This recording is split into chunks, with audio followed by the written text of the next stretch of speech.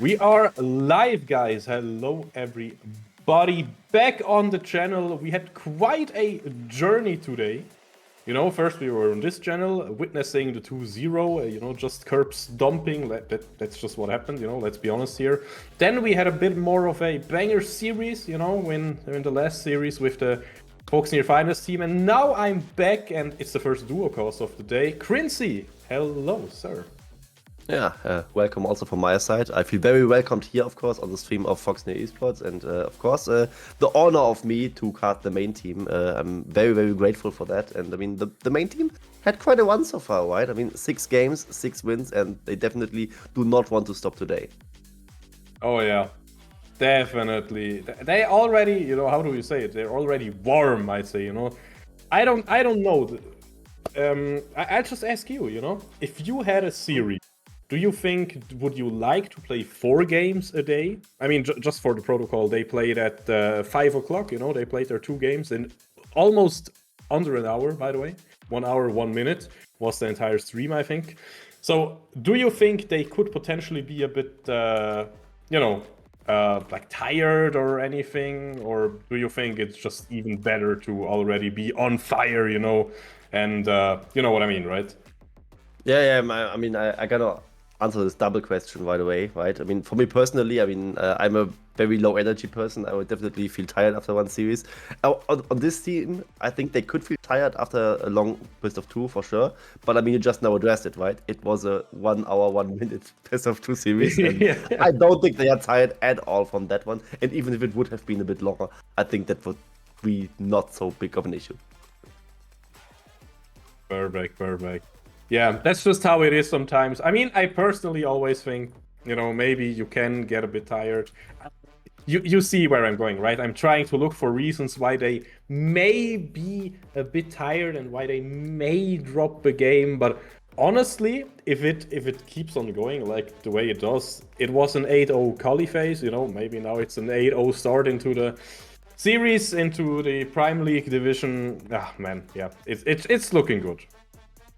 Definitely is looking good. I mean, I gotta say to the opponents, we gotta pay all respects to them. It's Purple Emperor Lizard, and they are also 3-1 so far. So maybe like with this very small sample size, of course, you could maybe say that they are on the stronger end of the teams we win this Division 5. However, I mean, we gotta address the elephant in the room as well, right? I mean, this team might be a tiny bit overqualified for Division 5. Right? I mean, I see Servus is in the lineup. Earlier this year, when I casted him in Prime League, he was promoting from Division 3 to Division 2, and now he's playing in Division 5. That might just be, I mean, I addressed it in the review already, right? It's a bit like Max Verstappen after winning Formula 1 when he had to get his driver's license. Yeah, that's just a really, really good way to think about it. Just imagine, or I can also, every time I'm watching an action movie or something, I'm feeling like, do they have the license for their guns? Do they have professional training? Of course not, maybe imagine just becoming the world's hero with, I don't know, bow and arrow, your guns, whatever. And then after that, you finally have to do a test, or else you have to, I don't know, pay a penalty, or I don't know how that works, I'm Swiss, by the way, where we are the second country in the world with like gun laws and stuff, next to America. Small fun fact here. Either way, I just gotta say what I just now made with the analogy. There's like a bit of a silver lining there. I mean, look at Piosek, for example, right? He is the reigning world champion, then he went to North America, and he failed to win both splits over there. So it's not always as easy as it may look initially. So even players like Cerberus, players like Inspire, players like Brook, players like Stifler, who are very experienced, under Nexus as well, of course. While it might look easy on paper, it's not always as easy as it looks like.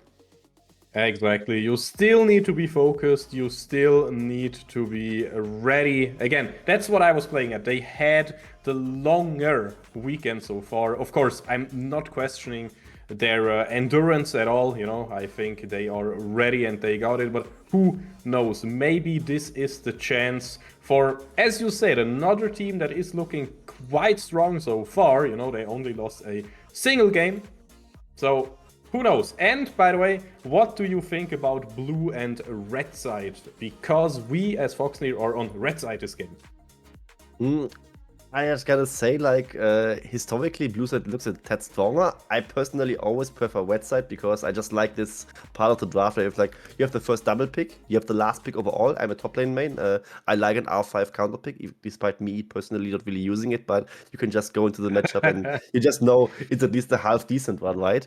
And also like this part of the draft where you have like R3 pick, then the bans, and then you get to pick again first. It is actually so detrimental. Sometimes, depending on the bench, what's strong and what isn't strong, it doesn't really mean much.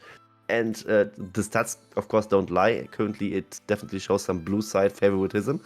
But gotta say, also making a small look back to Worlds today, right? T1 played wet side all 3 games today, and they somehow made look wet side. They made it look really overpowered, I think.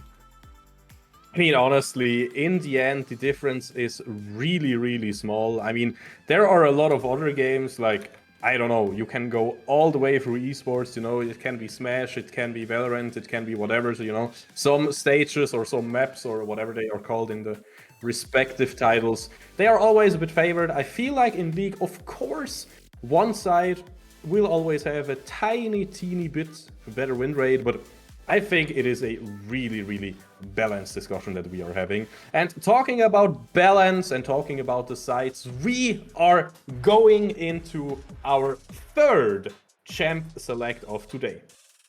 Yeah, that we are, and we already see the start of it with the Lilia button being taken away, so Cerberus doesn't get to play that one. Was one of his favorite champions in the past, along with, of course, when I think about Cerberus, I think about picks like Wenger, like the Kindred, and apparently recently he also started to pick something like the Briar, so he's definitely, by now, a very Really? well-rounded Yes. jungler, and the enemy team seems to respect it as they already banned 2 junglers right away. You have not seen the first series, have you?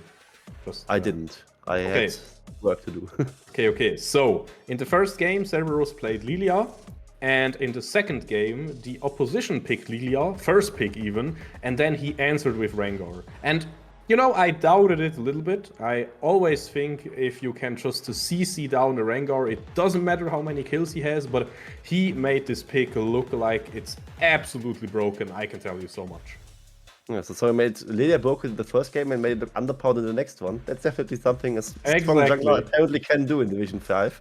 And I mean, it's also just speaks volume to how strong jungle as a role is right now, right? 4 jungle bans already in first rotation. And Orianna gets through the pick and ban phase, and that is, of course, first picked by the side of Purple Lizards. Understandably, of course, because Orianna in general very strong right now, and also the most played pick by Inspire in solo queue. Yes, picking it away, and of course, I feel like Orianna was always in a good spot, and then, get her some indirect buffs, get her some small direct buffs, nerf some other mid laners, like Nico nerfs, and Aurelion was strong, gets nerfed and stuff like that, and suddenly you have an A tier, if not S tier mid laner, super many options. What you want to do with Orianna. She can peel, she can engage, she can follow up, she can kind of do everything. I know another AD carry that can do one thing really good, and that is hyper scaling. Yeah, that's a Jinx locked in for the side of Foxnyr, and it's current patch Jinx, so not the world's patch, it's a bit further in the future for that, as we are calling it the present. Jinx is very broken right now. I mean, the Get Excited passive just keeps getting attack speed for your champion. If you manage to get a reset or 2 in those fights, the Jinx just keeps hitting. It breaks the attack speed cap and gets to like 5 attacks per second in the worst case, and that's why she's so strong on this patch. And was just a gamble that Foxnyr was willing to take, giving away the Orianna, but getting the Jinx in return. And we know Inspire, he can also just play Lux. It's fine.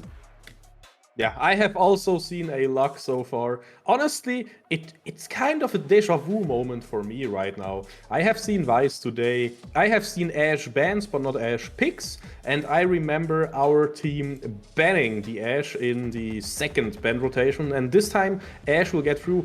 Crincy, do you think Ashe is like a really good pick right now, or where is Ashe in the current meta?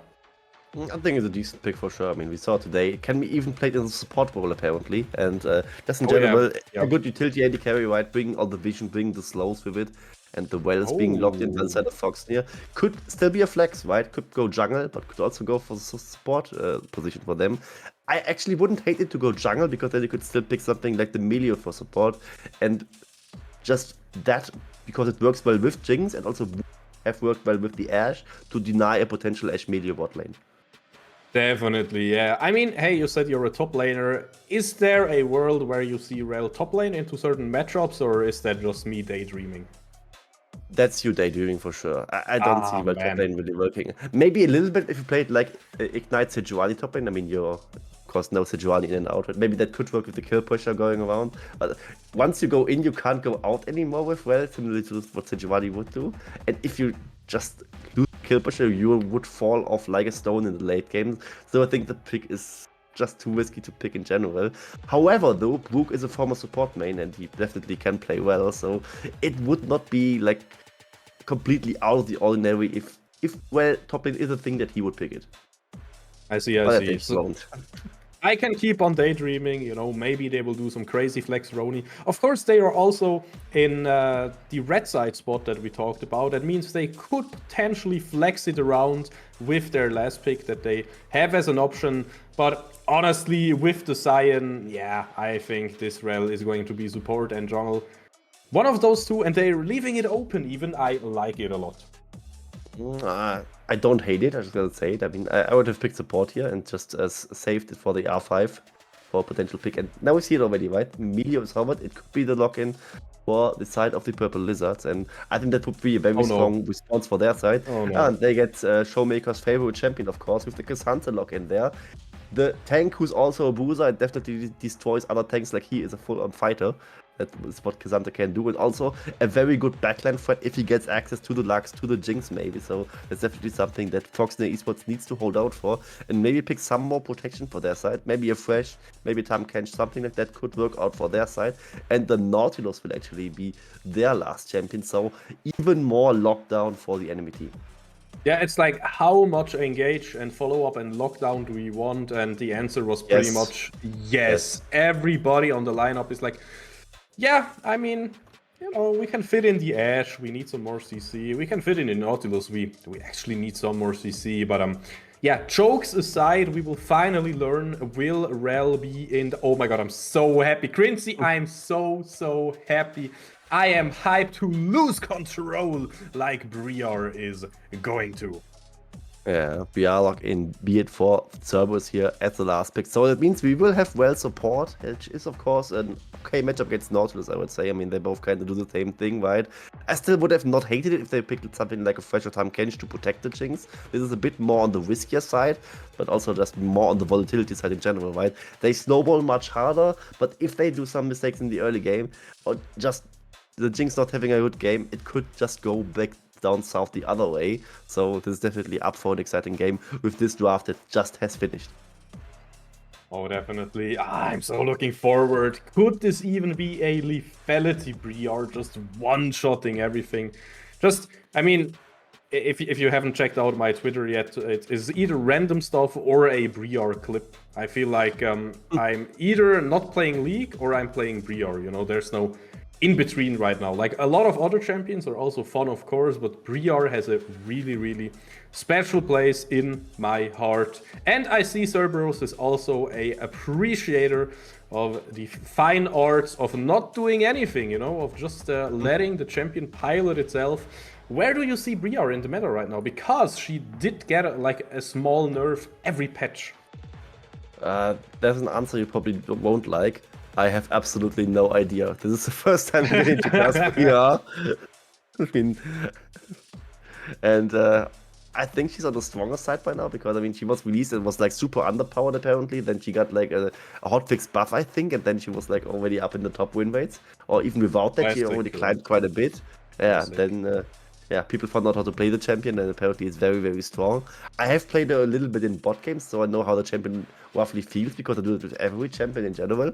I think going from that, she feels very good to play if you have a bit of attack speed, actually, which is something that most players don't know. So I guess they know better than me, and this is why I would personally prefer more like the Goredrinker, Black Cleaver kind of builds, but lethality, of course, is also very exciting. And yeah, with the one-shot potential definitely there, something like the Orianna or the Ashe could be a very easy target for a certain death.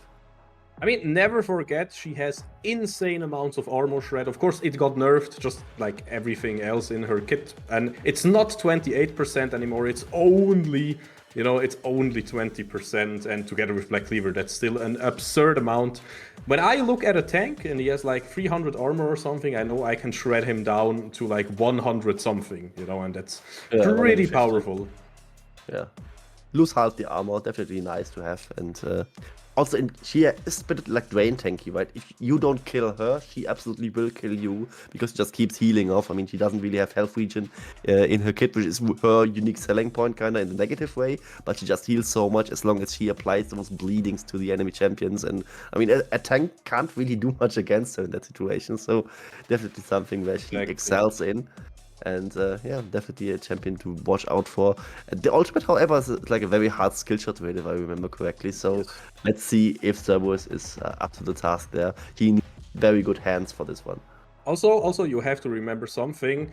The ult is absolutely crucial in a sense. If you hit somebody with your W, right, you can still redirect who you're going to chase down and auto attack with your other skills. However, with your ult, there is no way to swap targets. I mean, if you want to swap targets, you have to use your E to get out of your ult, and then your ult was just kind of wasted. Some finishing thoughts on it, though. I know some matchups like Akali are absolutely unplayable because Akali goes into Shroud and you just run away randomly, you know, and she 5-point strikes you, and then you see her again, you walk towards her again, she goes invisible again, you run away again, and you have no control over it, right?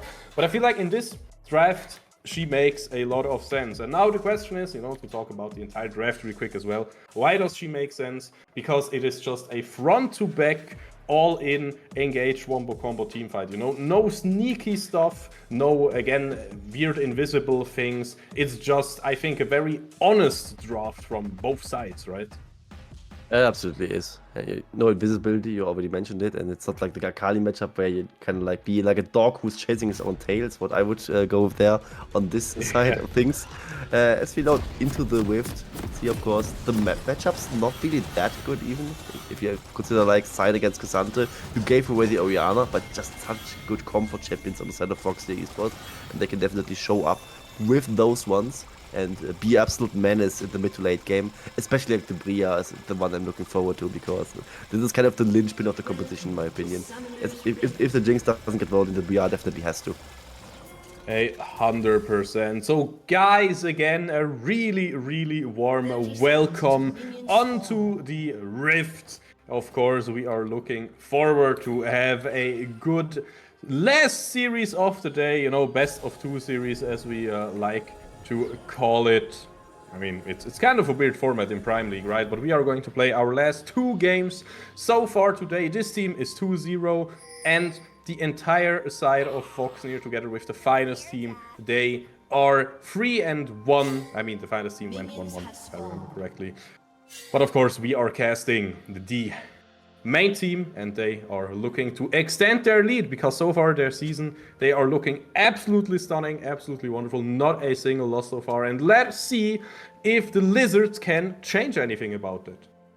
And you mentioned a very important point there. Only team in the group, I mean, you said they were the teams who were the loss. They are also the only team in the group who were the loss. The second place team already has 3 of those, so with them going up 2-0 here, they are not almost mathematically like in playoffs. Definitely not too far away from them. As you can see, the bot lane cheese! What is happening on bot lane? The cheese! And this is the flash traded for Brook's teleport. Crinzy, I think this is absolutely worth it. Absolutely right. I mean, it's not just the flash and the cleanse blown by the side of Freyon. You expanded to be for that, but also Freyon being chunked like 100 to 5% HP, definitely worthwhile as well. I mean, she already needed to recall off of that one and is losing an entire wave right now. Jinx, well, a very strong push at the level 1 and already going for bot platings, even at the second minute there. That's definitely worth to use Sion like this. Oh my god. Sion will never stop to amaze me, honestly. Sometimes he starts in the jungle with some weird openings. And now this just shows you how strong they are. But oh man, talking about being strong, Inspire in the mid lane has to burn his flash even.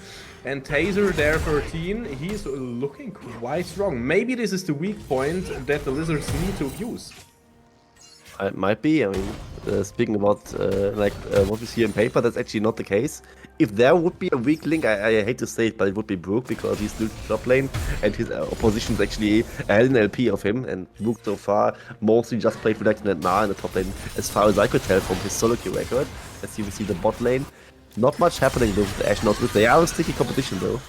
Okay, now mid lane is where the action is at. Cerberus dropping kinda low, will flash away, but will Taser try to find the kill here? He has to watch out, because if Cerberus has his Blood Frenzy back again, he might be able to get away, or... Yeah, okay, he is able to get away, so that is good enough for us. 0-0 so far, not much happening. Yeah, not much happening over there. It was a very ambitious dive, I just gotta say, from Cerberus, going under the turret, while Baumi is also on in the mid lane for his own gank, and then he just tried to backline dive on the other side, respectively, but no kill happening there is a bit of a miracle, I gotta say. And this going the way like this is probably fine for both teams, and I'm not sure if you want to land that hook. Oh my god, on bot lane, Potro is dropping super low, and there Stifler will get the kill with his Zap. And of course, now Baumi also there, but too late to find anything. And that was a very ill-guided hook by the side of Potro in the bot lane. And congrats, you hit the hook, but you shouldn't have hooked in the first place over there. The well-engaged is a counter-engage to your own. It's just better. The Jinx can lock you down with her own flame chompers, and just an easy way to get excited instead of Stifler. And that's the first kill of the game. A lot of gold into the pockets of that hyper carry. Oh, meanwhile, top lane. I can't stop but think a bit about this Cyan first pick and asking myself, was this the correct decision? We will see what will happen on this top lane. Meanwhile, of course, on the other side of the map, you are talking about it. Stifler looking real strong. And I think the win con is kind of unlocked at this point. Do you think they will go for the Dragon on spawn? Looks like they aren't. I mean, so far, why you want bot lane, you still don't really have a priority situation over there. As mid lane, there will be a kill. It will just be Inspire taking over Taser. The very good roam coming up on the side of Under Nexus. With that, they might just go for the Drake a bit earlier. But what my point was the following. Jinx, of course, winning lane from that kill from earlier. But still, I mean, the Ashe Lotus lane needs to be respected. They have a very easy way to secure control over the wave. And that's what happened over there. She's just stuck under the turret for now. And getting to farm and get all those juicy Carl stacks. Yeah, it's looking really good right now. Again, the only thing that I'm a bit scared of is the K'Sante. I'm always coming back to it right now. Do you think K'Sante has the potential to completely take over this game if nothing happens on top lane? Or do you think I'm worrying too much? I think in general it can happen. I think it just won't happen though, because I mean we already see there is something happening on the other side of the map, and the other side of the map is just accelerating too fast for top lane to matter right here. I mean, that's just a top lane problem in general, of course. Top lane not really mattering in the game is something that many people complain about, and that could be the case here. Even if K'Sante is slightly winning the top matchup, I mean, the Lux is ahead, the Jinx is ahead, K'Sante can maybe get one out of those two carries in a team fight and just all out them and just bonk into the face and get the kill, but probably not both of them. And even if that would happen, which is the worst case scenario for Foxnyr, of course, they still would have Cerberus on the Briar, who can probably do something in those team fights. And getting all three threats is a bit too much, I gotta say. Yeah, that is true indeed. And of course, by the way, I want to talk about the Doran's blade. It is purely overstated right now. There's no other way to put it. And indeed, Cerberus is looking to buy one of those babies in the jungle. What do you think about that tech? This is a very new mechanic that you basically addressed, right? Just a new change, basically, from the last patches, right? Dorans are very strong items right now, so it's actually worth it to get it in the jungle and sell it later on. So just you have a lot of combat stats or even a small buff to the jungle clear itself in the early game, which is something that you can use to just pull ahead of the enemy jungler if he doesn't go for the same decision, which is Baumi now doing on the side of Purple Lizard. So let's see if Cerberus can actually close that small CS gap in the jungle and maybe actually pull far ahead of him with that change alone. Exactly, and of course you're a bit stronger in the team fights or the other small skirmishes that will happen again and again. So, of course, I really like that tech. Until the first Mythic is finished, you're always going to be a little bit stronger. And you know what? It also helps with your first Dragon clear, and that is exactly what Cerberus is up to right now. Yeah, they are. I mean, just now the bot lane wave control was established. That's why Stifler and other Nexus can join for this one, and it's very safe to go for this Dragon. Baumi not really interested in contesting this one. He actually goes for a smart decision, I gotta say, because he knows there's no fight happening anyway, and no favorable fight happening anyway. So he just goes for the cross map play and secures himself the Rift Herald, which, especially like compared to the first wave, is a very decent objective. Exactly, the first Dragon. I mean, both objectives got nerfed a little bit, so both objectives are worth a bit less, you know, that's just how it is. Oh man, I'm always looking at top side, and I'm always, you know, my heart is skipping a beat, I can tell you that much. And yeah, but meanwhile, Baumi did the smart thing, and he went for the cross-map play. Meanwhile, Cerberus is getting caught in the shockwave, he's trying to get out, but no chance, my friend. Cerberus, he took more than he can chew. Yeah, absolutely. That's what Cerberus being a bit on the happy gaming side. I mean, he has 3 heads, so maybe he can just sacrifice one of those and just give away his life over there. Luckily for Foxnyr, the kill actually going to the Nautilus, who cannot do too much with it. Gotta say though, especially early on, kills for supports are quite decent, as you can finish their first item, which is mostly their only item in the game, quicker with that one. So it actually is quite a big blunder from Cerberus, I gotta say. But this alone, of course, won't change the fate of the game too much. As here we see, Baumi actually sneaking away the red buff. That's actually maybe even the more costly thing on the side of Foxy, is that they lost this red buff. Exactly, of course, if you die you cannot farm, and if you cannot farm you will lose some farm to the enemy jungler, and now Potro is here again, but also Under Nexus is here in this situation. They are again kind of fighting over nothing. There is the ultimate here, and Potro is trying to go away. They're trying to lock down the Briar, but all my eyes are on Cerberus right now. He's going in, he's getting ulted. Schnutel going all out here and killing Cerberus. They are shutting him down so well, and the Lizards, they are doing really good to come back into this game. They absolutely are. I mean, lanes aren't really going too good for them, but this skirmish was actually a very decent side that we just saw from them. As Cerberus dies again, he goes in, doesn't really have the damage to finish off anyone, and the Ashe ultimate, something that almost even hit. It could have been way worse for the side of Foxy Esports there, as we see in the mid lane, in the bot lane, very dominating for the side of the Foxy Esports. Almost 4 plates already done in the bot lane, and in the mid lane we saw, right, the binding was hitting, ultimate as a follow-up, very easy to hit as well. At the Jinx rocket, just to scout someone, I guess. Hey, who connects here? But do you really want to go that deep? Potro, we also have to keep in mind, yes, he does have Aftershock, but man, after this wears off and his shield goes down, he is so squishy, he's almost dead just from that one hook.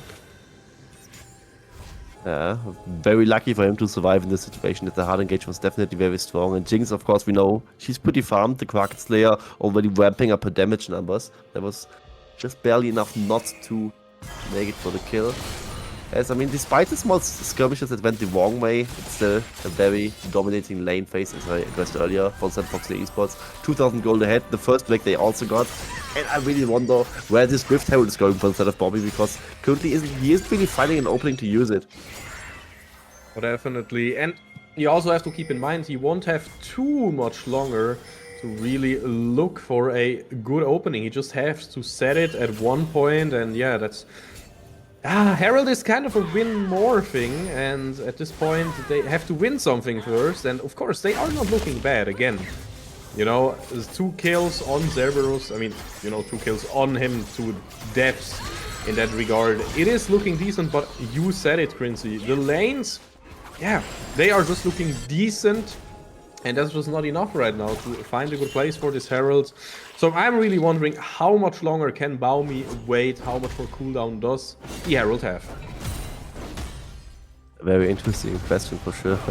As we see, there's a bit more time, of course, until it can happen again. So a bit of breathing room from the side of Foxnyr Esports. As here we see Brook catching the next wave, or getting a few CS. He's actually ahead in CS against the Cassandra, which is very respectable in my opinion, as that was a matchup that we were kind of worried about a little bit.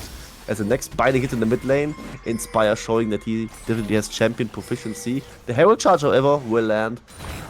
And guarantee some plating money for the side of Taser. Oh, there the in the mid lane. rocket will hit Taser. He even flashes, but why are you flashing? You're dead either way. Potro also not finding a way to get out of here. Meanwhile, Stifler finds the bot lane turret, and again, this just looks great for Foxnyr.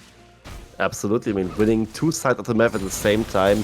Mid lane with the kill, Rocket also landing for some nice extra damage. Meanwhile, in the bot lane, Stifler also getting the turret. And all the platings as well at the first turret bonus, which explodes his gold lead all of a sudden to 3,500 gold. Stifler definitely putting in some work. Oh man, talking about putting in work. Meanwhile, on top lane, Inspire is getting yeeted across the wall, and Schnutel, he knows I have to do something. He can trade Flash with Flash, but that is just not enough right now. Oh my god, Inspire, he's looking for the final spark to find a lot of damage here. Absolutely, and if this Xander would have been... never mind, he wasn't all out actually, that's why he took so much damage. And he was very close to dying there. One more E auto attack combination for the side of Inspire, that would have been the kill. And he lands another binding, he don't miss. It just... Inspire on Lux is just a different thing apparently. 3 platings however being taken on top lane for the side of Purpley Lizards. So it's definitely something, but they still are fighting back, however. 3,000 gold down, also 2 Drakes for now. It will be an Ocean Soul, so not the end of the world for their side, and that's one of the weaker souls, I dare say. But definitely, it's Foxnyr Esports showing why they're maybe a bit overqualified for Division 5. I mean, honestly, you are statistically completely right, but man, I personally love Ocean Drake. If you are under Nexus, Cerberus or Brook, and sometimes you just have to face tank Baumi or Schnutel, and while fighting you have some more HP regen, I think it is, of course, one of the weaker dragons, you're completely right, but it is still a great dragon soul to have in this game, and to basically make sure you cannot ever lose a clean front to back, because the front line will just be unkillable. And even if you find a really good all-out on Schnutel's side, or a really good wombo, you have to finish off the backline from Foxnyr in just one quick combination of burst. If you cannot do that, they will just heal up again. So honestly, I feel like if we see the Ocean Soul in 8 minutes, it is kind of a death sentence for the Lizards. Might be, but it might just be either way, because every soul is strong, right? I think to me, just personally, in my opinion, Ocean Soul is like the 5th best soul, and they are 6 souls, so definitely on the lower end of things, as we see here in the bot lane. The split pushing Lux definitely doing some work. Just lands the binding instantly with a good TP timing being used. More than half of the HP bar of Taser there is being chunked out. As however, Purple Lizards got away with getting this second Herald on their side. Foxy in general just know the team. It seems to prioritize the Heralds. Crincy. Let us guess how much cooldown does Final Spark on Inspire have to 42. It's actually 35. I mean, you were really close, but it's even lower than your estimate, so that just shows us Inspire can do pretty much whatever he wants. And he also went back to base. He has a full item now, and it's not even a mythic, it is just a Shadow Flame, and I think this man knows what he wants. Absolutely, I mean, it has an anti-shield mechanic within it. After a shield on the enemy team, you get the full magic pen value no matter what. And who has a shield on the enemy team? Nautilus has one, Oriana has one, Maya has one, Xante has one. Oh, might be a decent buy actually, so I want to let him cook, I just gotta say. Usually you want to finish your mythic items, but it's definitely not mandatory. In the mid lane, there is certain death from Briar coming in. Stifler not dying in the engage, and this just means that Cerberus can run a rampant here. The rocket will not be enough to finish off the kill, but man, the engage itself, it looked so good, but Taser, their 13, Baumi, they are all not level 11, so their ults did not deal enough damage to find the kill here. Well, that was just a very devastating Briar ultimate we just saw there. The fear especially, the damage isn't really the ticking point over there. The selling point for me was actually just the fear that managed to get Frere on the AD from the enemy team, who's supposed to be the backline to be right in the front line, and it was a very easy target to just bite through. And Stifler getting the kill to him means he's excited, and less excited of course are the enemy members who just have to run away from that fight as Foxnyr Esports establishes their lead and makes it grow even further. Yep, talking about the lead that just grows further. The Jinx Stifler on 2 full items already, and Tryron can kind of only dream about having so much gold. Stifler on at least 8,000 gold at this position.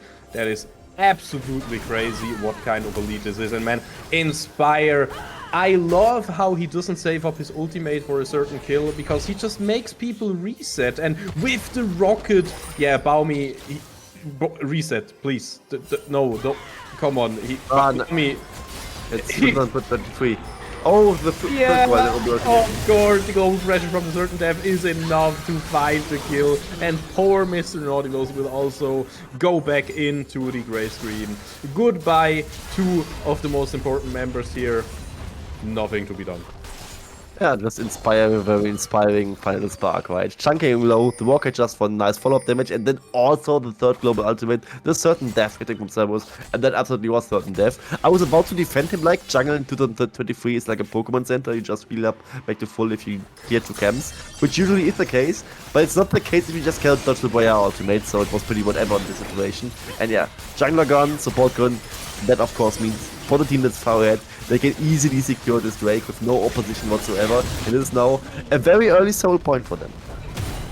Exactly. I'm kind of seeing a theme here, you know, comparing it to the first Best of 2 series I had the honor of casting today. Yeah, it kind of looks the same. And that's the thing, right? I feel like they are not doing any super duper mega crazy plays, but they are just playing really well. Talking about playing really well, can Brook somehow miraculously survive this onslaught on top lane? Inspire! He's here to save his teammate! Oh my lord, flashing forward, and Taylor the 13 is also here, but he realizes this teleport was almost his certain death as well. And meanwhile, Cerberus is just happily eating away on the minions. Yeah, that was a very good chess move by the side of Foxy Esports, right? Sacrificing the turret to get 2 more objectives, which is other players of the enemy team, and also securing a Rook on the other side, as this top lane turret is absolutely falling. Only a sliver of HP was there anyway, the Zap now landing, and the Shockwave just to dissuade any further aggression. But I don't think they are that dissuaded actually, they just keep pushing forward, and it might just be another turret for the side of them. They are now almost 9,000 gold ahead.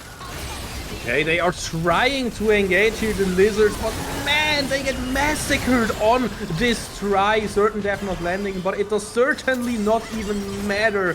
Cerberus, he's just the cherry on top right now, and we just take the ice cream without the cherry, because the ice cream itself is 2 kills, of course, some summoners, some cooldowns like the Shockwave, and they are actually thinking about taking Baron Nashor at 20 minutes.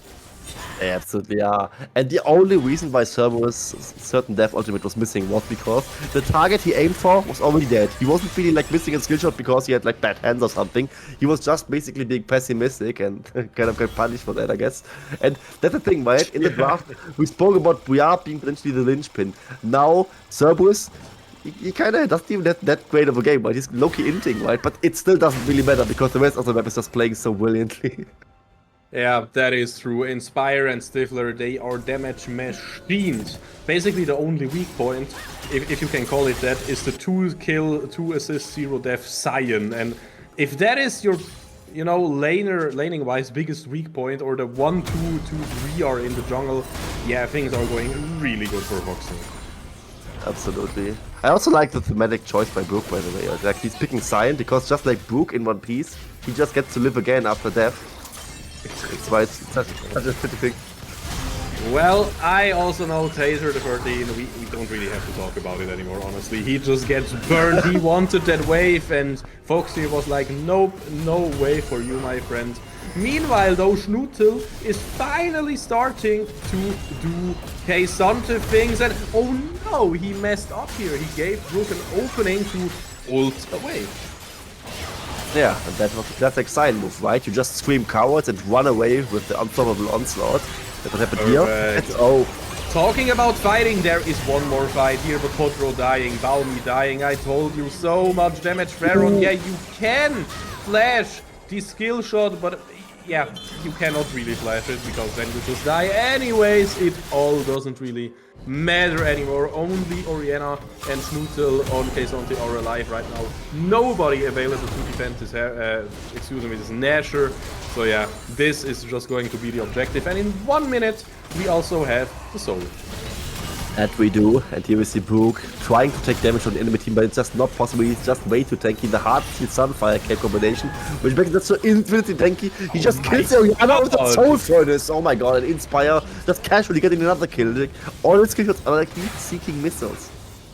By the way, meanwhile, it's literally half a minute what we are clocking when we are talking about Final Stock. It's half a minute cooldown, it's 30 seconds, and it's not even level 16. It's a like, basic spell. Yeah, I can't even think about it. Yasuo Wind Wall would have like a higher cooldown than this ultimate at this point, and it wouldn't even help against the Final Spark. And no. Talking about not even helping, Baumi, what are you doing in the jungle? This clearly belongs to Cerberus and his team, so of course Baumi will pay with his life. And also, oh my lord! Ouch. Would you look at that combo? The globals are absolutely disgusting, and yeah, you cannot enter the jungle anymore. And those are like the second most tanky members on the team on the side of the Purple Lizards, right? Aside from Gesante, like they're like the next most tanky one, and they certainly did not look tanky in this situation. As you would see, another double life binding. Yeah, I mean, there is a fight going on. Schnutzel, yes, he is doing what I kind of thought he would do, but he gets one and then just dies. Good job on his part, but his team is just in no situation to follow up. Double kill already for Stifler. Inspire is dead, but does it matter? Stifler also dying though. 1000 shutdown is going over to the Lizards. Baumi dropping low though. Freron has to kite like it depends. He has to kite like this is the game. Inhibitor is going to fall and only Freron is alive right now. And I think this might actually be the game, and he should have called like it is a game, because with the Demolish box already on the Cyan, look at this. Look at this stuff. 1.2k damage from just a Demolish. It's over. Turrets are just, I don't even know what they're doing, but not really much. I know, they are down. Of course now Schnutzel and Taser 13, they are respawning, they are in a position to defend their base, but man, it is 4-24. You need to somehow get those shutdowns. Brook forced to flash away, he has no coward spell available right now, so he just has to use his old-fashioned spell here called Flash. But yeah, this might as well be the fight for the soul, and this has to, oh my god, so Jinx Rocket was body blocked, so actually the Vi can get into the Vault Breaker or with an ultimate if she gets some vision over there. So she could go for the Suicide Steal. I love the block! I love the block there! That was so good, and I'm telling you, Mr. Quincy, yes, the soul in theory is not too good, but it just means Schnoodle cannot kill anybody anymore in this game, because everybody is just healing while in combat, and yes, certain death hits just the right member. Briar flying in there, getting supported from Inspire getting a double kill here, and this is just the game. This is nothing to be done here, nothing personal, kid, are they saying to Froeron. And honestly, it looks kind of a mental boom to me. He's just standing there menacingly and accepting the death that is coming. And I don't know about you, but personally, what do you even plan to do in the next game? I don't really know, because this was a very convincing game won by the side of Foxnyr. Cerberus not really having his best one, as I mentioned before, but I don't want to harp on that one too much. Also, the draft from the enemy team, right? It looked not bad. I was gonna say, like Gesante, Vi, Oriana. That's a banger topside, I gotta say. Ashe as an answer against the priority from the Jinx in the early game. Definitely something that can work out as well. I'm not too fond of Nautilus in general, but it's also like a fine pick. I think that draft in general was fine. They just got gapped on the Rift. I feel like in every single aspect of the game, they got personally outplayed, and again, they got in a macro way outplayed. Foxnyr, they were just better in shot calling, in personal decisions, individual decisions, but also as a team. So honestly, how, I know that's a really, really tough question, but how could Lizards find a win here? Pick comfort champions. Actually, maybe roll back the same draft, but ban BR instead of like one other. Maybe drop one ban that was not towards Cerberus and hope that this one won't decide the game in the situation. Because I think you still have to ban Lilia Wenger. Then Yeah, you also ban 100%. BR and just keep targeting Cerberus over and over because maybe he just doesn't have that good of a day as we see right now. And the BR might just be something that you could change. On the other hand, though, was a BR really the linchpin of the game? It didn't quite look as it was the case right now, right? The ultimates for the CC were basically most of their impact until like the late game where nothing mattered anyway. So this wouldn't even change too much. I think the draft was kind of fine. Maybe they're just not that comfortable themselves on those strong meta picks and they could change it on this front. But if you're getting outclassed on the rift like this, you just have to rely on comfort and go from there. Definitely. It looked a bit like meta, you know.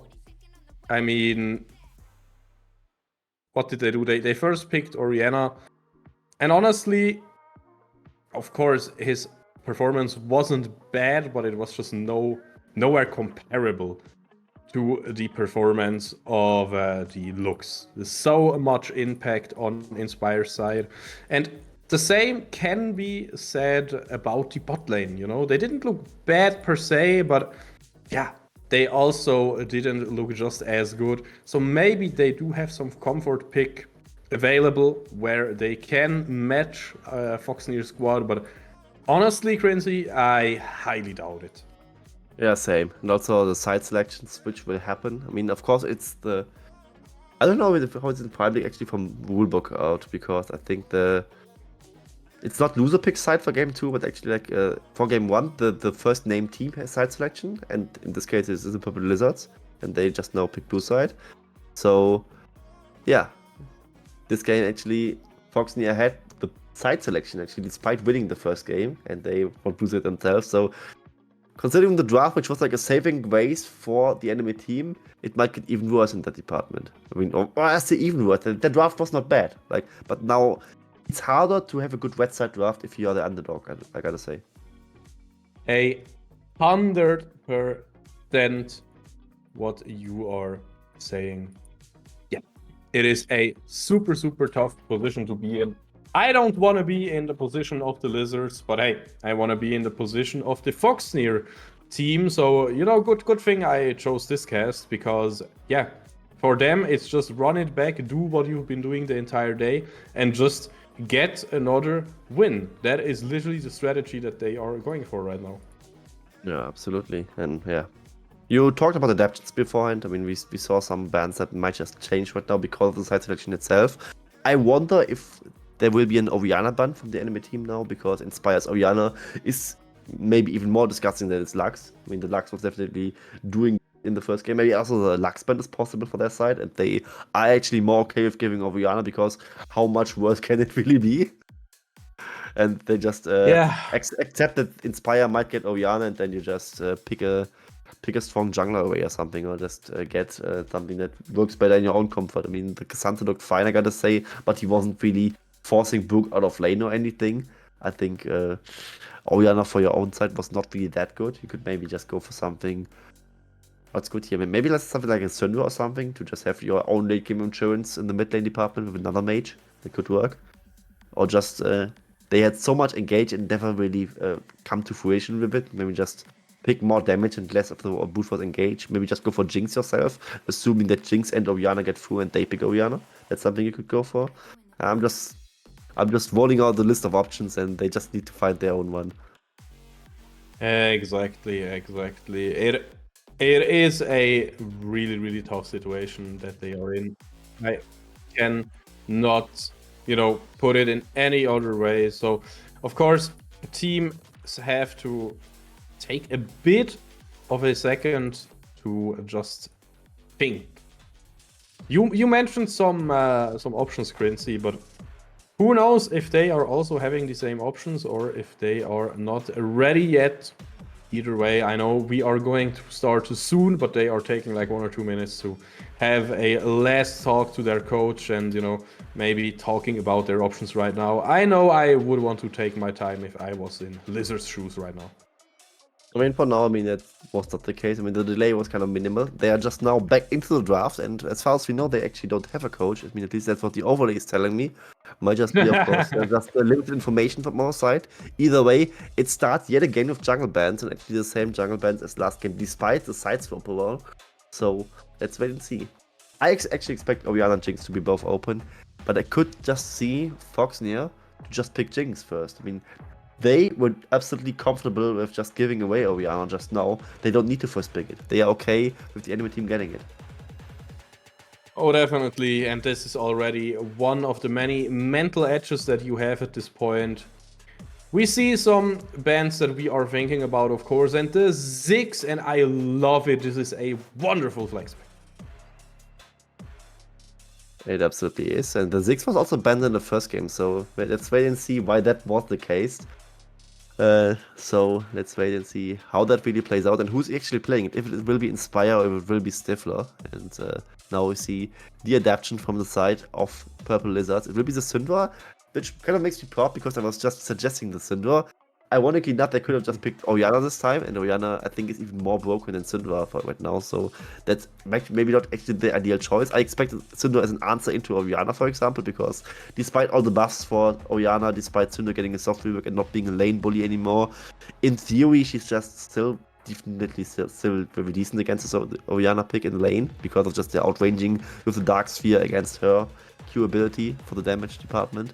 And now they have Syndra Vi. It's definitely a good chunk of lockdown and also like kill pressure, no matter what is picked in mid lane. Exactly. Oh man. This is going to be a really good game. Again, I really like Lizard's draft so far. Syndra and Vi, those are two very, very strong picks on paper. Talking about strong picks, we saw Jinx in the first game, and honestly, Stiffer looked absolutely phenomenal on it. So, no big grudge against just picking it again. Yeah.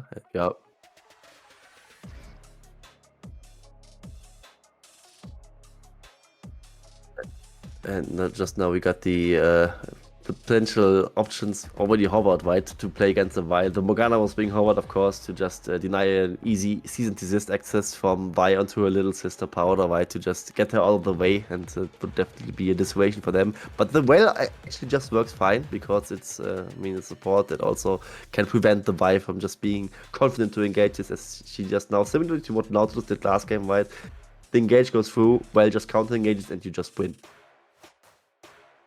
Yeah, that is an option for sure.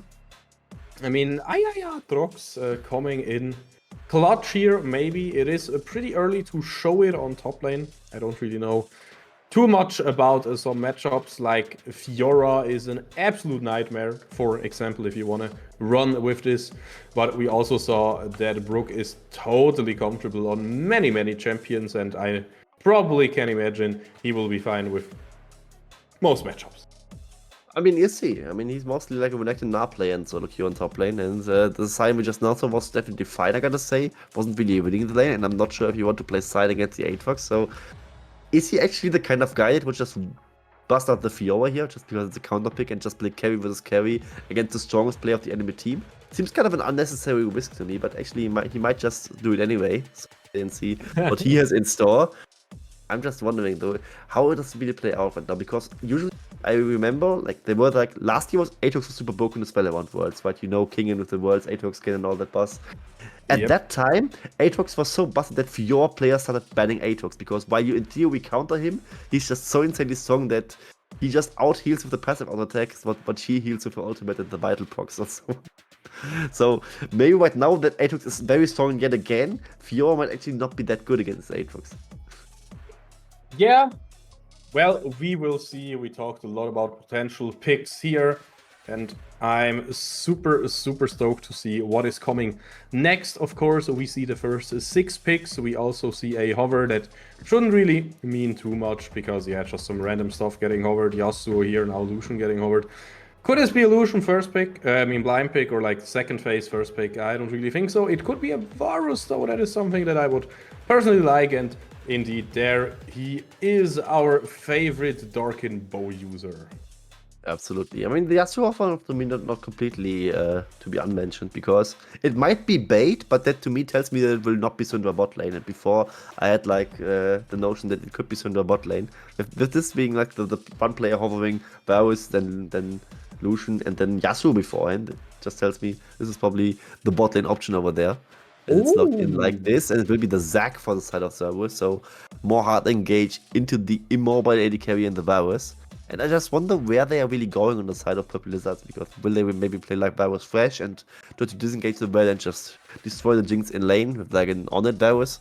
Or will they just go Varus Ashe like T1 played today and just outpoke the hard engaging well before she can really get in and absolutely ruin her day from level 1 onwards? That would, of course, be an option. Yeah, Varus and Ashe both go lethal tempo, right? Excuse me, like hail of blades, of course. Heimerdinger getting hovered so far, that is also kind of a really special pick. Something that can be played on top lane and support in this draft. It should be support, of course, but what do I even know? It is not going to be the Heimerdinger. It is going to be the Emilio Ronaldinho Saucer. Yeah, the football player being played by the Purple Lizards. And I mean, Varus Milio is a very strong lane. I mean, similar to the Ashe Milio that I was fearing when that would be played last game. This goes kind of into the same direction. Very much of the range advantage you already have on the Varus. I mean, Milio just increases that with this cozy campfire, right? And giving you even more range. The anti-engage also, right? He has like reverse Amumu ultimate, right? With the Breath of Life, where he just cleanses for his own team, and especially against like Zac, that seems like a very decent ability to have, even to Sign to some extent. Speaking of the Sign against Atox is definitely a masochistic matchup, I would always say, for Brook. So respects to him for putting up with that, as he definitely won't play to win lane and just play to farm up his Heartsteel, maybe get a Sunfire on top of that and just destroy in team fights, or just go for the demolish box into the turrets to just win in the Bow special kind of way. Yeah, definitely. Some interesting win cons we have here. And yeah, of course, it is a big match. Honestly, I feel like for Foxnyr, it's the last match of the day, so they have to give their all just once more, and then they are ready for next week. Meanwhile, on the other side, the Lizards, they need this win, they want this win, and they try to pick the comfort that they need. They even first picked Aatrox really early, so we will see if it will work out for them. Of course, Foxnyr is a pretty tough opponent. But yeah, nobody is unbeatable, everybody can do mistakes. As we saw, as saddened as I am to mention it, on Cerberus' side, he did do some mistakes, some greedy invades, greedy all-ins even. And he paid for it. But now on Zac, I'm pretty sure he will just give us a clean game. He will show us that he can play way better. And of course, the lanes, they all had an insane showing so far today. And yeah, in the end, this is going to be the last game of today, guys. I hope you had a great viewing experience on the main channel and also on the Foxnyr esports channel, you know, with both teams. So far, it has been a blast to cast this Foxnyr team, and as Quincy already said, they are kinda overqualified. At least it seems like it. I've rarely seen such a big difference in player skill, but we have to mention it. Foxnyr squad looking really strong right now.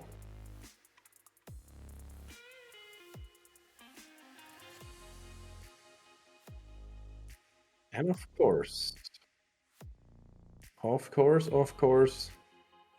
what are the lifelines of Lizards? Because honestly, the draft for Foxnyr, it looks super well rounded again.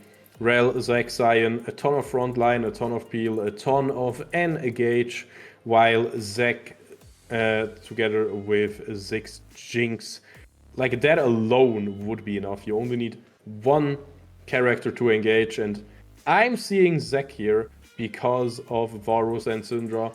Yeah, Syndra can try to scatter the weak Zac away, but does it really help if he just flashes after you? He uses his Let's Bounce, ults you, knocks you around, pulls you back, you know, doing stuff like that. And that's only talking about a single engage. That's not talking about Science CC yet. That's not talking about Rel's Flash engage yet. It is just a lot that you have to dodge here. It is a really a difficult game again for Lizards. I hate to say it. I liked the last draft a bit more. I thought the last draft was a bit more even. Now in this game, like yeah, Varus and Syndra, they have a lot of damage potential, but they cannot really move once they are locked down. And this is just a really unlucky fate. So yeah.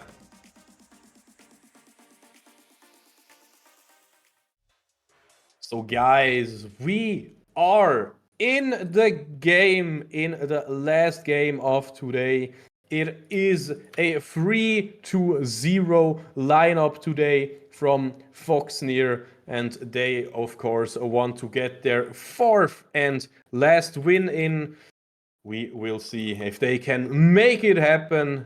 I am very comfortable that they can. As you are, and I gotta say, you might just be a bit too optimistic on the side of Foxnyr Esports. I mean, Purple Lizard's composition, it's not that bad, I gotta say. I mean, still a very good lane matchup in the top lane, also in the bot lane.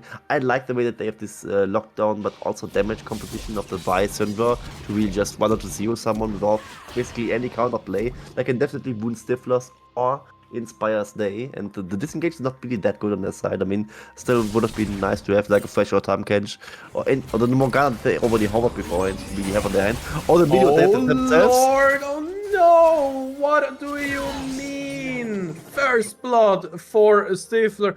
How did that happen? I don't really know. Didn't really respect the level 1 from the well and her co-workers over there, and just walking right into this super sticky death trap from Brook and the others. And yeah, that shouldn't really happen. That's definitely not starting off on a good foot for the side of Purple Lizards, and maybe I was praising the draft a little bit too much. Stifler also, which is like a disaster, he got to back and also get another long shot on top. Like, so this matchup, which is supposedly bad for him, now already looks fine for him. Oh my god. Yeah. It is crazy how strong Stifler looks already in lane. But let's talk a little bit about jungle matchups as well, because Cerberus, he started on Raptors, and Baumi, he started on his red buff. So both junglers are going from their red buffs into their blue buffs. You see that? It's actually Baumi going for a second camp and probably playing towards his bot lane in the long one, as he's on this side of the map at first, and I just don't know really what to expect of this Varus this game. I mean, and also from Potro, I initially had high expectations because Emilio can definitely ruin Zac's day in general, but if he has such a bad start as he had this game, it's definitely not looking too hard for them. He's the one supposed to deny the CC, not the one getting caught in it. Like, even if it happens later on, right, Emilio can only use Breath of Life if he isn't CC'd himself. So he's not like the god that sends a buff CC. It's not that easy at that one. He still needs to definitely work on his own positioning. Yeah, definitely. And the junglers, they are just so aggressive. Cerberus trying to find something in the mid lane, and then he will just get engaged on by Baumi. It is looking super hot right there on bot lane. And also on top lane, a lot of action here under Nexus. He's just standing in the face of Baumi. Cerberus, he still has his passive, so he goes in aggressively. He will fight the kill. It will go into a passive, so not really much happening there. Man, Quincy, can you believe it? It is looking so good again for this lineup of Foxnyr. It's almost looking too good, but this goes a little bit too easy, right? I mean, if Under Nexus just going for the perfect body block to deny Baumi, and him actually like flash wall breakering into his body, so he uses his most important defensive tool, his flash, and still doesn't get out. This is so disastrous from side of Baumi, and they managed to get the HP bar from Cerberus down to 0, but he's a Zac. He still has Cell Division, he still has this one revive passive mechanic that has a very high cooldown, so definitely something that they can punch in the future, but they still need to punch it in the future at all.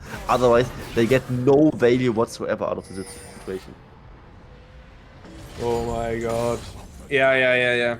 This is again going to be a tough game. We already have a 2-kill lead, but not too much elsewhere to be seen, you know? Like the last few games, we had not too many kills, but we still had like a 10k gold lead coming from seemingly out of nowhere.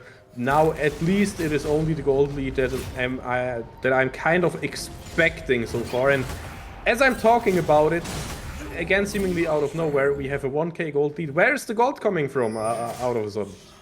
That's first blood bonus, and there's 2 kills on the Jinx. That already is like 700 gold, I would say. And also like a small farm lead on her side, and they haven't really taken plates so far, so no other thing yet. Schnutel, however, might be kill number 3 if he overextends over there.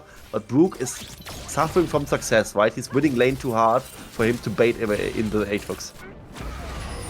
Oh man, meanwhile on top lane, the dive from Cerberus is coming in. Of course, dead. Cerberus, he will leave his life just there under the turret. And Schnutel, he has teleport, so it shouldn't be that bad, right? Shouldn't be that bad. I mean, Cerberus just now chose death just to get Aatrox behind, which is definitely worth, as we see in the bot lane. The crossbow play is coming out, and while they don't get anything countable, they still get summoner spells, right? It's something. Okay, Vi trying to go again, though by me not really finding anything right now. So yeah, Stifler and Undernexus, they are looking just fine, while Cerberus is catching up in CS in the jungle and even getting a small lead right now. Yeah, a small lead for them. As you see, Stifler playing with fire a little bit, needing to flash and then still just walking back up while he sees Vi is still around. Was a bit greedy for him, but he's Stifler, right? I mean, anyone who has watched American Pie knows how cocky that guy really is, so definitely makes sense for him to just stay in character for this one. As the Zap lands yet again, and it's actually Jinx outpoking the Varus over here. Yeah, definitely. Meanwhile, on top lane, Brook, coward is what he screams again. On bot lane, Undernexus is dropping kind of low, but all he was looking for was just resetting the wave and finding an opportunity to backboard. That's what happened there. As Brook sadly misses outwit on top lane. Looked cool, sounded cool, of course, and you need to be careful with Inspire in the mid lane. He's very low on mana. If he gets 100 mana, he should be able to cast Mega Inferno Bomb and maybe snipe Taser before he can even finish his recall. But I think he probably won't get enough mana for that one. It's Schnutel is caught between 2 members over here. Oh yeah, and the big boom from Inspire's Mega Inferno Bomb also throwing back Schnutel. Balmy joining the fray though, joining the fight, and he is of course full HP. Schnutel finding the kill here, getting the last hit, and Undernexus also here just in time to help his team. Maybe get another kill. Balmy is going to burn down Cerberus, finding the kill. He will die himself though, and Undernexus of course has no damage and no business to keep up this fight against Aatrox. Yeah, I mean, Aatrox was caught between 2 members, but it was like 2 more on the tanky member side, and they actually can juice up between those. And with Vi joining for the counter gank, Bowie actually did a very good map-aware play on this side. They actually managed to kill down Brook first, but Brook, of course, with his Devil Fruit abilities, was able to at least get 1 kill in return, but Cerberus falls for a second time. So in the end, worthy play for sure for the side of Purple Lizards. We definitely need to give them some credit, need to respect them a little bit more than we did in the first game, and they are showing that they are still here to play despite getting stomped in the first one. Oh man, oh man, oh man.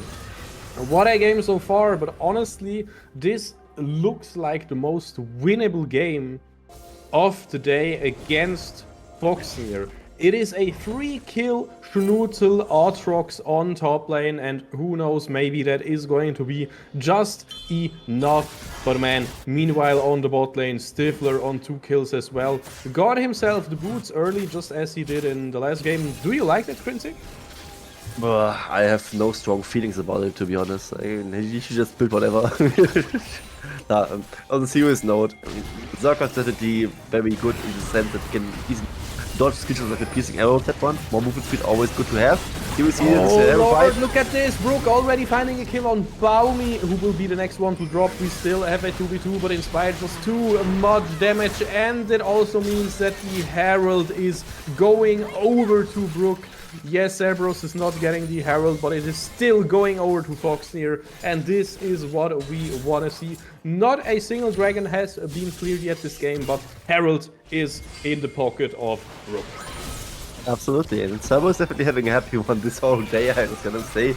Way to die for Steve, which is of course a very respectable thing, and Stifler in the bot lane Gets caught by the GM of corruption, but doesn't really die, as Servus was giving away his life to get a kill on towards Aatrox and also the Herald, right? I mean, just 1-for-1 trade for the Aatrox is already worth, but the Herald on top is so nice for them. And see, we see the bot lane gang again. Look at bot lane, Breath of Life not really doing too much. Beautiful Q here by Cerberus. Stretching strikes really strong. Potro getting out though, and this means we might as well see a return kill. No, Baumi also dropping super low. The zap will not be enough though from Stifler, and there has been a lot of hot air, but not a single kill on bot lane.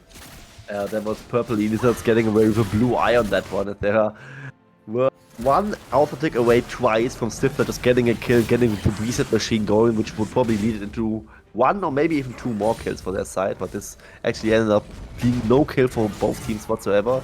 Kind of a lucky one for the purple Lizards, but they also played the defense kind of decently, with Medium being there for the protection and them not falling prey to the very hard engage from both Zac and Red. Oh man. Who is going to get the first dragon of this game though? I feel like the other games were so quick because Foxnyr, they went for a really quick dragon, or like a first dragon at least, you know, to accelerate the game. I'm asking myself, who really profits of a longer game here? What do you think, Christy? Very good question actually. I think Syndra scales insanely well by now. But I also think like Brook theoretically, right, at some point Foxy has to win it because Brook scales to infinity and beyond, literally, with his not only Soul Furnace passive on the side, like the 100 HP stack, but also the hard shield you will get later on. What happened just there? Potro getting out of there, just somehow no thumbs up, but still he will get out. And I've been talking about dragons. I feel like there would be a window here or there. You know, might as well just give up a mid-lane wave, but no. Inspire took the top lane turret, and now Brook has to deal for his little explosive Yordland. Baumi is just not having a single defense item here. There's a lot of offense though, but he tries to get out. He uses his entire skill set to just go away out of the situation. Brook going forward and finding the CC needed for Inspire to finish him off. It looked so cool. Like the Flash E on the side just channeled together with the Q. That just being the setup for Inspire to land the last bouncing bomb for the kill, which results in another one. 0-4, not Baumi's game so far. I like that one play he did in the counter gank early on in the top lane, but other than that, not really a good showing for him so far. Gotta say, so to be fair, this is not really him playing against Div 5 competition, right? So maybe cut him some slack in that regard. Oh my god, yeah. That is so true, and slowly but surely it is going the way of Foxnyr again. A 5k, okay, 4k to 5k gold lead, depends what will happen next. And now, this is a big surprise, so first dragon of this game will go over to not Foxnyr, I know, big surprise, but over to the Lizards, and the next dragon will be a Chemtech dragon. Maybe Chemtech. Overlay definitely lying to us and showing us a Cloud Wake, which of course is a very known bug to every caster out there, who of course is not surprised by this whatsoever. No, and Objective Timers Reset does not change it anymore. Kind of cute. Oh man. Trying it. That's kind of a... It's meant in a nice way, I gotta say. As here we see, yeah, I mean, of course, the bot lane being able to still get some priority as it is a virus middle lane, which means despite losing lane, they could still get some control over this dragon area, which means they could get this dragon. But Cerberus is something against that. Yeah, meanwhile on bot lane, another fight going on, finding its way into our eyes, into our spectator. Baumi running away. Maybe he wants to re-engage, he's thinking about it, he's wiggling back and forth, but no, he will charge out of there under Nexus so low. And of course Baumi saw that as well, but he did not want to take the risk. It is 8-5, but yeah. I still think the Lizards are in a position... What? How? I blinked just once, and where did the ADC Prayeron go? Also, where did Inspire go? Does he have enough damage to find the kill? He does indeed, and he almost runs away. But of course, Taser, the 13th, with his Orc Spear, will find the kill. But man, what just happened on bot lane, dude? It was Stifler pretending Farron I'm not gonna say it. Either way, he's just a sniper god. Getting this kill over there. Thanks very much. Production definitely trying to help me out of this one. Either way, Taser is getting caught in the mid lane as well. And this is another summoner spell gained. Immobile mid laner. Definitely vulnerable to the hard engage of ours. And Stefan just getting the kill, very nice for him. Very close to completing his second item as well over there. As this game slowly but surely also going out of control. Foxnyr now had 5,000 gold, and I don't think an Atos can get out of this one. The sweet spot definitely helping a little bit, but not for long. No way.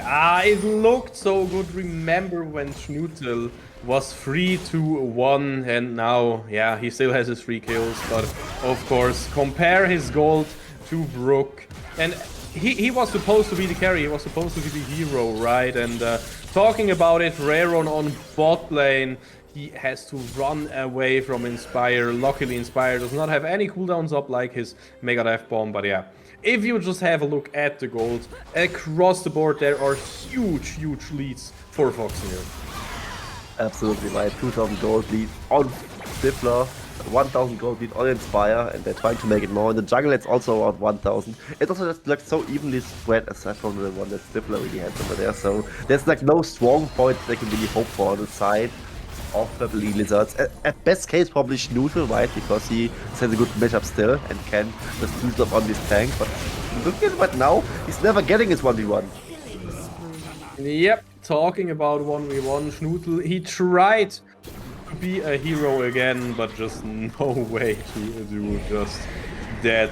So yeah, also we are not on the gold anymore, but you can see what the gold means. It means most of our Foxnyr members are on 1.5 items, and of course this also means on the next backcourt they will have a second item complete. But man, on the Nexus just going with it, the Magnet Storm, he just tries to CC. There is so much CC, Potro, he cannot get away, no chance right here.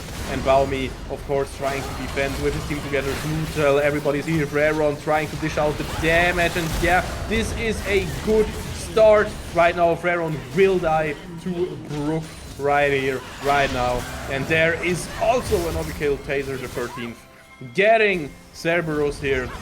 But yeah, still, the damage is done. Brook, he's just playing with them. When will he even die? No. Probably will right now. But here's another shield. Can he just walk out? I mean, his ultimate cooldown is super high. This is another third eye. He's dying right now. Yeah, he's dying. Shutdown Finally. Also, that's Loki one strong point. Like the shining light, the light at the end of the tunnel on the side of Purple Lizards. That little glimpse of hope for them. 6-0 Syndra, definitely a strong case from the side of Taser in this game. It's really just him, and he can probably not one combo the whole enemy team. At best, he can maybe just kill Stifler, and that will make another team fight somewhat close. But overall, the hopes are getting very low for the side of Purple Lizards. Actually, that's just one Drake taken in 70 minutes. That's kind of a rare thing. Oh man, yeah, it is a tough game again. Lizards are trying everything they can. Maybe smiting away the dragon. Yes, it gets stolen by Baumi. That is a small victory, of course, and also finding a kill here on Under Nexus. So yeah, Foxnyr, they are fine, looking like they're going. Jesus, that's so much damage by Inspire, though. Everybody is low. Baumi died. Taser low. Freron low. There is the TP, and where do you want to go? Inspire. He wants to finish what he has started. He wants to find the kills. Meanwhile, Schnutel here with a beautiful flash to find his Darkin Blade, finding a kill. Lizard, they are fighting. They are clawing their way back into this game. Inspire has to find a lot of skill shots here, flashing away. He is really good at hitting those skill shots, but of course you can try to sidestep those. Taser, the 13th, getting zoned away from Brook here. And man, this game is just on another level. But honestly, it is looking decent-ish for Lizards. I will just see that as long as Stifler's dead, it's actually kind of fightable for the Lizards, and that's what I addressed earlier, right? Syndra's still very fat. Stifler definitely needs to be careful that he doesn't just run into the scatter the big combos of him. And I mean, the cleanse won't really save him with that one, as the damage still goes through. And the ultimate from Syndra just becomes such a delete button that needs to be taken care of. And the protection is kind of made on the side of Foxnyr, so he's definitely being someone who's very responsible in this game, or who has to be very responsible in this game. But aside from here, it's not looking too hard for them. Gotta say though, Inspire with a huge mega and further almost sprung it on his own. My lord, 6,000 gold in the lead. Again, it is a huge lead, but it could be more if they didn't die. It is 16 kills to 12 kills. Meanwhile, on top lane, we can see another fight, and Brook, he is kind of a raid boss, but is he raid boss enough to withstand 3 people? He will not find the onslaught here, but man, Cerberus joining, Undernext is joining it so much easier, and Inspire with the damage here, finding so many big damage numbers. And meanwhile, mid lane Stifler trying to defend this turret. Mid lane turret, of course, really important one. Oh my god, Taser the 13th. He is on 8 kills right now. He is strong, and he just one-shot Stifler. Absolutely, and he uses his teleport to get out of there. I mean, he has a very huge shutdown to protect, right? Actually, not that huge. Why is it only 150 gold? He's 8-0. For God's sake, either way, he's trying to protect his inhibitor. I wonder if Brook has to really care about his damage, and actually he does, right? Because while Brook is pretty tanky, he does not have a lot of magic with this, right? Heartsteel just an HP item, Sunfire just an armor item, Bramble West also armor. He has basically no magic resistance, and Taser, the 13th, can just shred through him with just his basic abilities. Yeah. It is absolutely crazy what kinds of damage we have in this game right now. Taser the 13th, so strong with 2 items and almost a finished Robodon. He needs like 500 more gold, and then he is just there. But of course, Inspire going for a more defensive option. Looking really strong as well now, dealing a lot of damage with his Ludens and his Shadow Flame. But of course, also Freron soon to be on his next item, and this would also be a big power spike that Lizards desperately needs. Absolutely. I wonder if it's enough, right? I mean, because he will be on 2 items, while Stifler's probably on 3 items, and that's definitely not a good look in this situation. And after Stifler going through the ranks, right, getting more levels onto his Q, which should be maxed out by now for sure. Will not have that much of a range problem against the Varus anymore. Oh, they caught the big one. Yeah, Taser the 13th getting caught here. Oh my god, so much damage here from Brook on the sign. Pharaon has to flash out. The teleport coming in as well from Schnutzel. Can Schnutzel be the hero now? Baumi dropping low will certainly die to Brook. Cerberus trying to catch up to Taser the 13th, but Taser is just flying away on the wings of Syndra's love.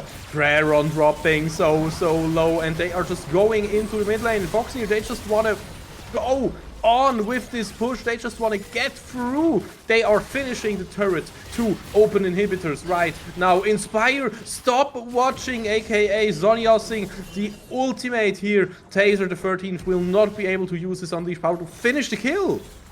And that's actually very huge, because the ultimate is like the very important selling point for the Syndra in general. Not getting away with a kill over there means that actually, yeah, no gold power spike for him anymore. No huge shot giving away, but what an engage!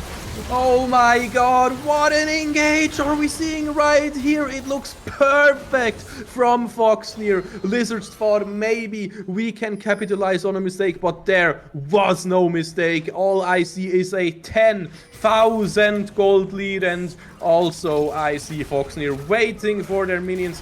20 seconds on the main carries from the Lizards, and this is just looking super rough. Teleport to keep the minion alive to also go further. A turret has slain under Nexus. Who cares? Because this is the game.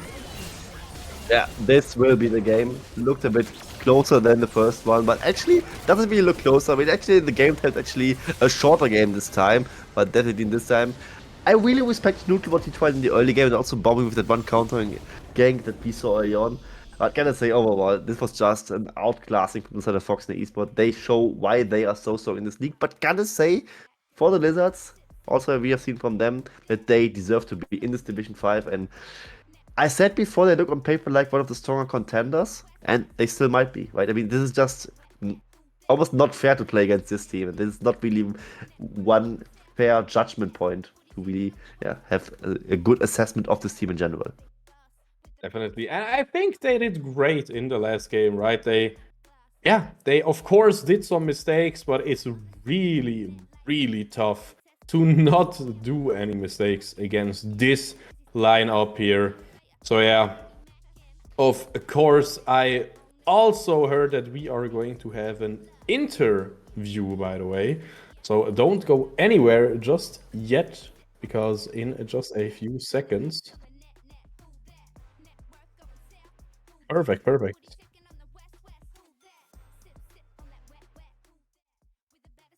So, hello, Mr. Inspire. First of all, how are you feeling?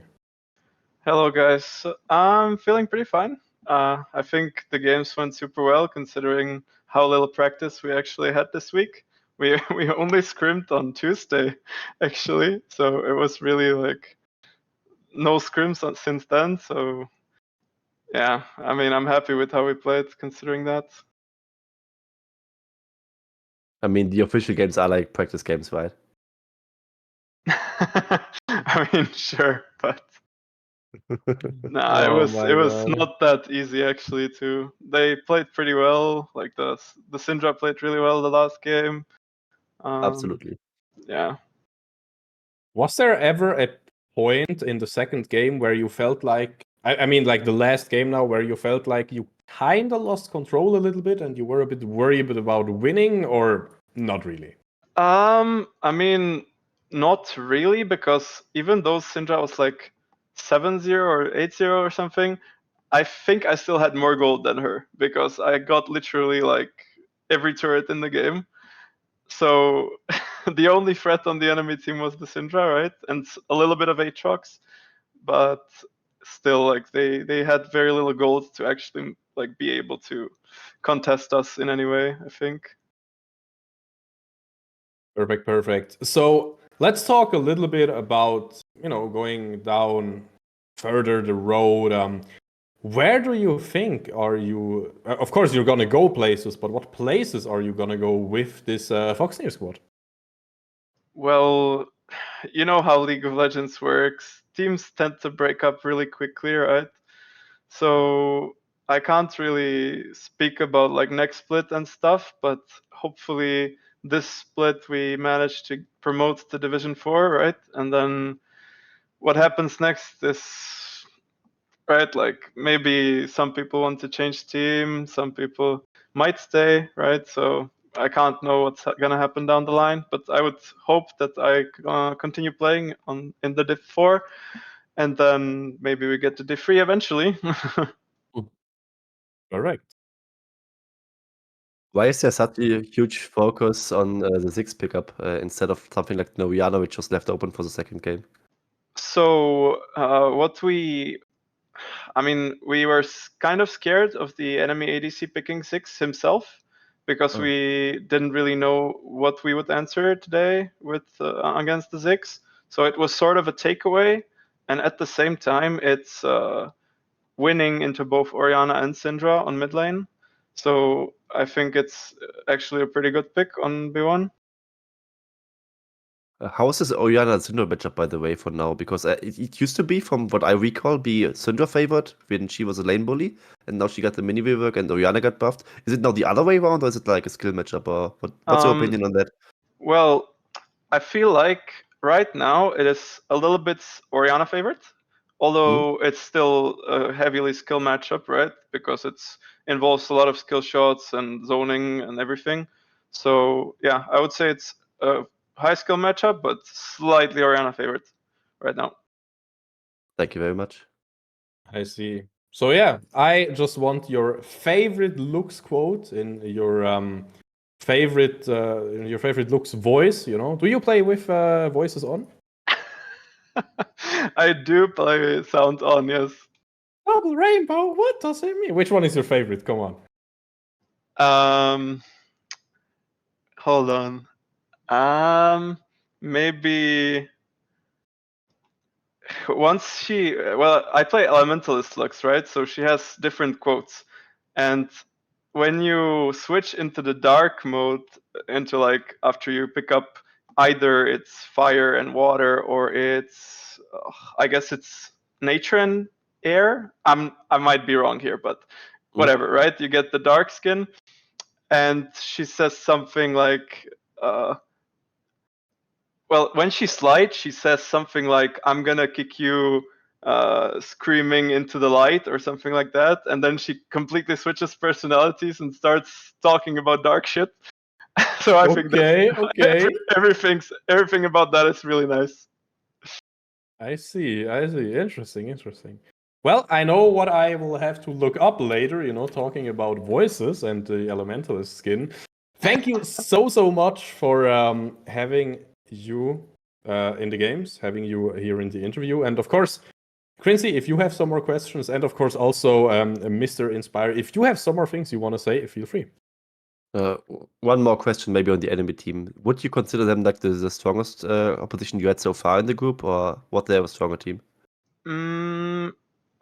I'm not actually sure if there. I think the opponent that we had second was a little bit better elo-wise, maybe, but like team-wise, I'm not really sure if this was the best that we're getting, because there might still be some matches coming up that are harder. I'm not sure. Okay. And from me, I don't know. I'm looking forward to next games, and I'm looking forward to showing off more picks than just Ziggs and Lux. But I mean, I think you enjoyed Shyvana a little bit. Oh yeah. For sure. Is that was that? I mean, honest, was that kind of troll-ish, or is that a serious answer into Jace? It's not exactly an answer into Jace. It's just the team comp that we had. There were actually very little like optimal picks on mid lane because we had Rengar. So we kind of wanted something that has like heavy AP burst, right?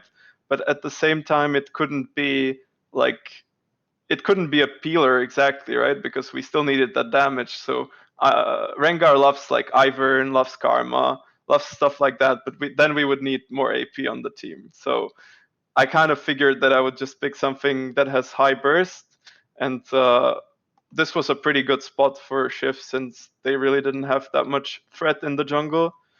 And even though like Jace could get some prio before 6 because the nature of the matchup, right? Like Shyvana can't really do much all that before 6. I didn't think it would make that much of a difference, so I just locked in that and had some fun.